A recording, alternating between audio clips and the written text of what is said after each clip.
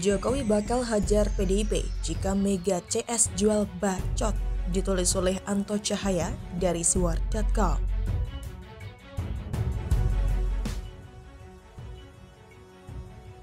Bagi yang concern terhadap politik pasti sangat paham bahwa dalam politik tidak ada kawan dan musuh abadi. Politik dalam praktiknya merupakan proses untuk mempertahankan dan mengambil bagian dalam kekuasaan. Karena ini soal kekuasaan, maka berlaku dalil tidak ada kawan atau lawan yang abadi di politik. Yang kemarin musuh sekarang kawan, yang kemarin kawan menjadi lawan. Politik itu memang begitu wataknya. Jokowi dan Prabowo adalah contohnya. Jadi saya tidak heran jika kebetulan Anda membaca judul artikel yang saya pilih sampai Anda mengernyitkan dahi. Karena memang demikianlah watak politik, apapun bisa terjadi. Jika kepentingan bersama menjadi pondasi dan saling menguntungkan, maka jadi kawan. Jika kepentingannya tidak terakomodir, bahkan sampai merugikan bisa menjadi lawan. Dan kita sebagai rakyat jelata hanya dapat menyaksikan para politikus itu saling berebut panggung. Kita penonton tapi di satu sisi juga memberikan suara saat pemilu. Nasib rakyat ya begitu, mau misuh ya percuma, malah nambahi dosa, ya sudah terima saja. Dan itulah yang akhir-akhir ini terjadi pada pemerintahan Jokowi yang sudah masuk di tahun kedua dan periode keduanya memimpin Republik Indonesia, yang artinya Jokowi sudah berkuasa selama 7 tahun dan pada 2024 mengakhiri masa jabatannya. Pandemi COVID-19 ini telah membawa dampak nyaris di seluruh sendi kehidupan masyarakat, tak hanya di Indonesia tapi juga dunia. Jika sebentar saja kita tengok kondisi di negara-negara lain, banyak masyarakat mereka yang protes melakukan demo, menuntut Perdana Menteri atau Presiden mereka mundur. Dan celakanya yang memantik masyarakat protes adalah para politikus di dalam negeri mereka sendiri.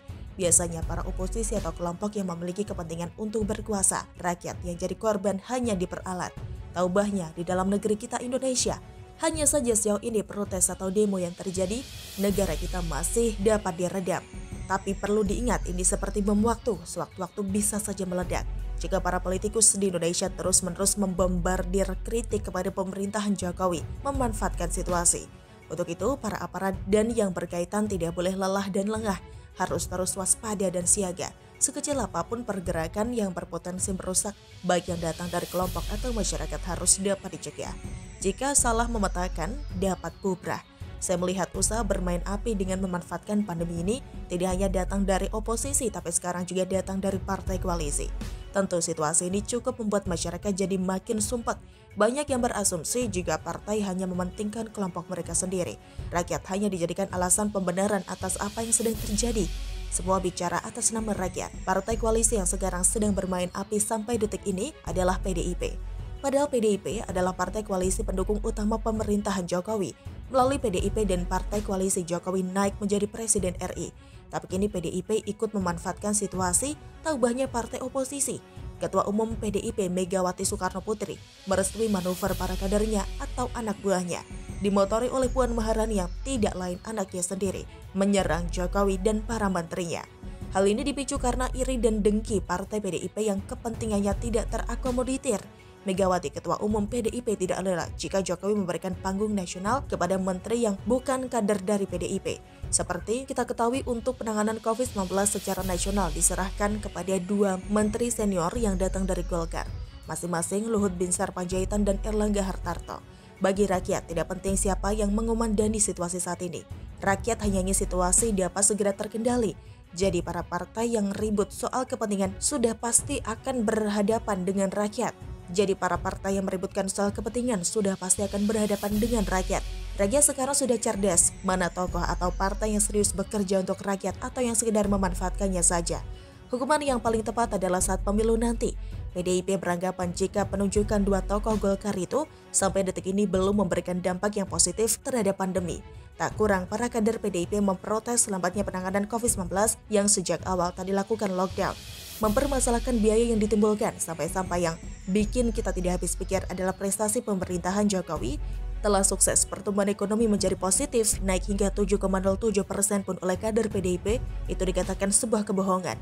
Secara sederhana Megawati ingin Jokowi memberikan porsi lebih besar penanganan COVID-19 ini kepada kader-kader PDIP yang berada di pemerintahannya, bukan kepada politikus Golkar.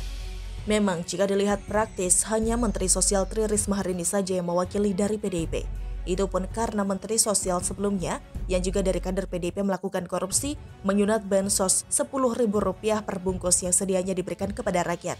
Jadi tagline Partai Wong Cili yang selama ini digembar-gemborkan oleh PDIP dipertanyakan prakteknya. Coba kita pikirkan dengan akal sehat dan waras. Kader PDIP Julian Batubara ini korupsi saat rakyat sedang kesusahan. Tidak tanggung-tanggung totalnya disinyalir 17 miliar. Pejabat yang korupsi di masa bencana sedang menerpa rakyat, hukuman yang pantas adalah hukuman mati. Contoh Juliari Batubara, ini penting saya utarakan agar PDIP tidak hanya berpikir kepentingan semata. Saat kadernya memberi tanggung jawab, toh memanfaatkan kesempatan. PDIP bisa saja ngeles yang dilakukan Juliari Batubara bukan atas nama PDIP, tapi itu oknum. Memang betul, tapi Juliari kader PDIP itu adalah sebuah keniscayaan. Artinya, apa yang dilakukan oleh Jokowi dengan menuju kader Golkar tentu berdasarkan pengamatan dan kemampuan. Bagaimanapun, yang mengetahui kemampuan setiap pembantunya adalah sang presiden yang sudah bekerja sama selama 7 tahun terakhir ini. Rakyat juga sudah melihat kesungguhan pemerintahan Jokowi dalam mengatasi pandemi. Mestinya janganlah hanya dengan kepentingannya tidak terakomodir, kemudian ikut merecoki pemerintahan yang sah. Alasan Megawati yang takut suara PDIP turun karena gagalnya Jokowi mengatasi pandemi hanyalah bualan. Perlu sepertinya kader PDIP buka matanya, 85 juta suara nasional rakyat dukung Jokowi di tahun 2019 dan dari PDIP sumbang 27 juta suara nasional. Jadi ada 58 juta rakyat Indonesia yang memilih Jokowi tidak melalui PDIP. Suara di luar PDIP adalah suara rakyat yang melihat ketokohan Jokowi. Padahal jika mau jujur, 27 juta suara yang berhasil PDIP kumpulkan di dalamnya juga ada sumbangan suara karena melihat sosok Jokowi.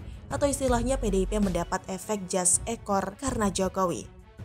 PDIP ini harusnya bersyukur atas kelahiran Jokowi bukan malah memusuhi. Jadi tren ini terus-menerus dihembuskan oleh PDIP. Maka tak menutup kemungkinan tahun 2024 suara nasional PDIP bakal turun bebas. Turun bukan karena alasan-alasan soal pandemi, tapi turun karena bacotan para kadernya yang membuat rakyat sudah muak. Dan turunnya suara nasional juga dapat dipicu karena ngototnya Puan anak Mega yang tidak introspeksi diri jika sosoknya tidak menjual untuk pentas nasional. Sekarang tidak penting harus dari golongan darah biru, dinasti ningrat atau ningratan, tapi kinerja, sesederhana itu. Demikian salam.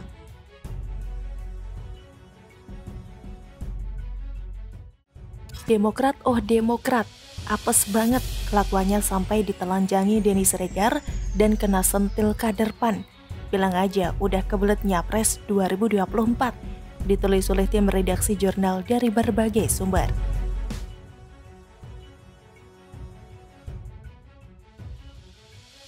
Pegiat media sosial Denny Siregar menuding bahwa Partai Demokrat pimpinan Ketua Umum Agus Harimurti Yudhoyono atau AHY membayar beberapa lembaga survei untuk mendongkrak nama partai mereka.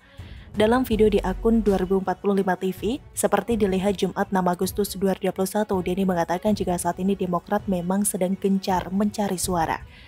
Karena hal itu, Partai Demokrat perlu menerapkan strategi marketing yang ciamik dan mereka juga kelihatannya sedang kehabisan uang, cetus Denny.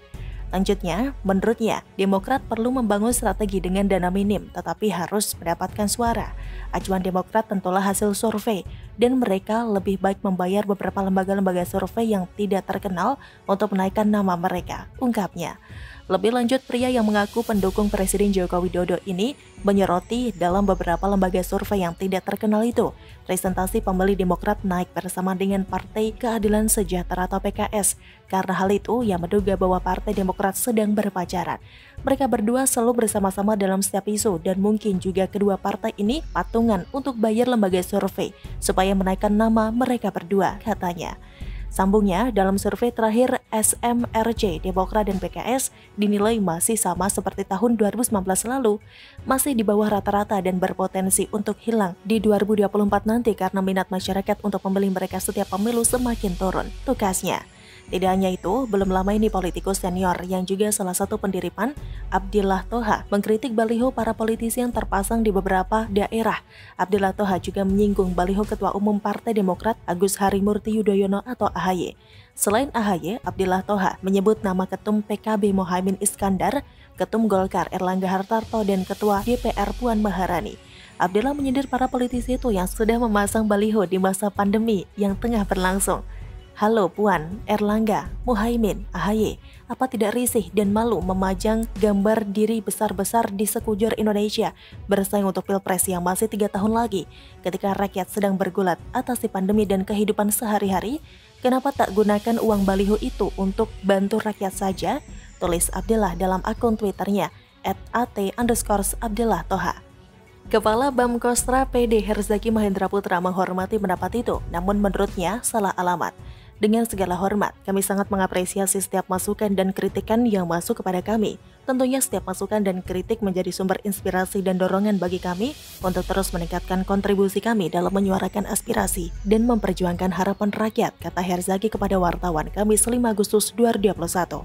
Hanya saja, untuk kali ini, kritik Bapak Abdillah Toha salah alamat kalau ditujukan ke ketum kami, Mas AHY. Lanjutnya, Herzaki mengatakan baliho AHY tidak dengan sengaja pasang baliho untuk Pilpres 2024, tapi untuk melawan konflik kubu Muldoko yang terjadi di PD saat itu. Pertama, ketum AHY tidak ada pasang-pasang baliho sejak lama. Kedua, baliho yang masih ada saat ini bukan karena Pilpres, tapi karena melawan begal politik KSP-nya Bapak Presiden Joko Widodo, yaitu Muldoko CS, yang ngaku-ngaku ketum Partai Demokrat secara ilegal, ujarnya. Dia mengatakan baliho itu dipasang oleh kader Demokrat di daerah untuk membuktikan solidaritas PD yang dipimpin oleh AHY. Menurutnya hal itu bentuk upaya menjaga kedaulatan partai. Ketiga, isi baliho juga tegaskan Partai Demokrat konsisten sebagai partai nasionalis religius karena sempat difitnah KSP Muldoko CS disusupi aliran radikal. Keempat, baliho itu dibuat oleh kader-kader yang meminta desain ke pusat sebagai bentuk perlawanan mereka ke Muldoko CS. Kalau kami mempertahankan kedaulatan dan kehormatan kami dari pelaku begal politik Muldoko CS, apakah tidak boleh? Katanya. Herzaki lantas menyinggung kembali Muldoko. Herzaki mengatakan Abdillah sebaiknya memberikan saran kepada Presiden Jokowi untuk menegur Muldoko. Lebih baik Pak Abdillah Toha memberikan saran kepada Bapak Presiden tercinta untuk menegur bawahannya yang mencoba merebut paksa Partai Demokrat di kala pandemi. Di saat kader-kader kami di seluruh Indonesia sedang fokus membantu korban bencana dan korban pandemi. Jadi konsentrasi kader kami membantu rakyat mesti terganggu beberapa bulan akibat gangguan begal politik KSP Muldoko CS. Mungkin kritik itu lebih substansial dan bermanfaat, bukan jadi kritik anfaedah, ujarnya. Bagaimana menurut Anda?